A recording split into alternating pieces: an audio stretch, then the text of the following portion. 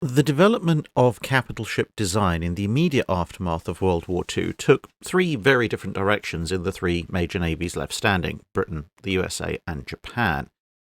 All three initially kept the distinction between battleship and battlecruiser, and the Royal Navy as well as the US Navy would maintain this distinction, both of them designing slower, heavier hitting and heavily protected battleships, accompanied by faster but more lightly armed and lightly armoured battlecruisers, albeit the exact balance of speed and armour in the latter case was very different, depending on which side of the Atlantic you were on.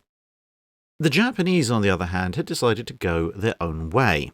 They were aware that their economy could not match either of the other two nations, but they were determined to have a fleet strong enough to be the dominant force in the Western Pacific.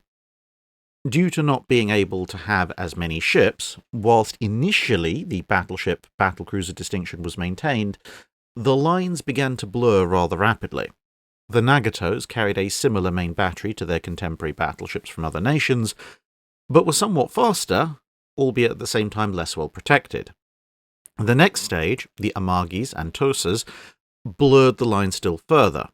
The Amagis, although battlecruisers, had exactly the same main battery as the Tosas, which themselves continued Nagato's trend of being faster but less well protected than other contemporary battleship designs.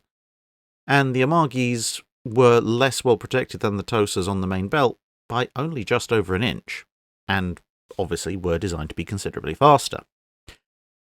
The next stage of this blending was the Kii class, which Captain Yuzuru Hiraga, the designer of much of the Japanese Navy's fleet at this time, intended to be a true fast battleship that could be produced as a somewhat larger class that covered both roles.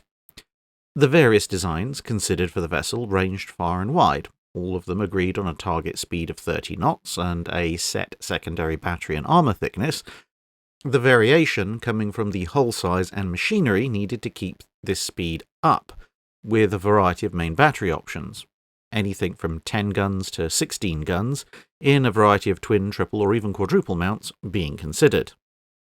Eventually, though, the more conservative side of things won out, the idea being to ensure that the concept as a whole was actually valid, without also going through the extra difficulty of trying to leapfrog a generation of design.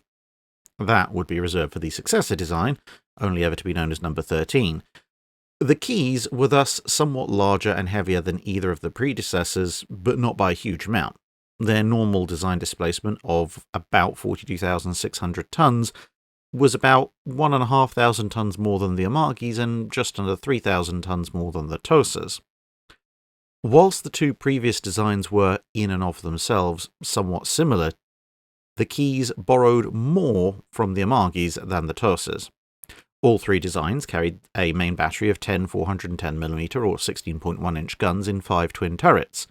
In the Keys, this consisted of a pair superfiring forward and 3 turrets aft, with the third and fourth turrets on the same deck level, one after the other, and the fourth turret superfiring over the fifth, which was also installed on the quarterdeck one level down. The Keys also carried the same 5.5-inch secondary gun as the older designs, but followed the Amagi's practice of 16 casement guns in the superstructure as compared to the Tosa's 20 single casement guns in the hull. 4 single 4.7-inch light anti-aircraft guns and 8 above-water torpedo tubes, 4 per side, completed the planned armament. Armour would actually be superior to either ancestor at 11.5 inches maximum belt thickness, sloped at 15 degrees, along with a 4.7-inch thick deck. Speed was eventually calculated to likely come up just a fraction short of 30 knots, but only a fraction, courtesy of just over 131,000 shaft horsepower delivered by 4 screws. 4 ships were ordered, although only the names of the first two, Kii and Ovari, are known. These were about to have their keels laid down when the advent of the Washington Naval Treaty put a stop to their construction. The 2 follow-on ships, known only as Number 11 and Number 12, would be formally cancelled in late 1923, but interestingly, despite the treaty's existence, Kii and Owari were not themselves cancelled until spring 1924.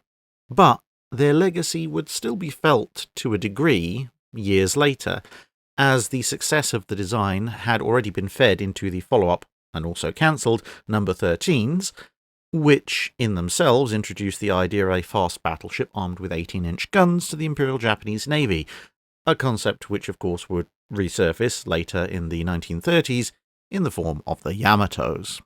That's it for this video. Thanks for watching. If you have a comment or suggestion for a ship to review, let us know in the comments below.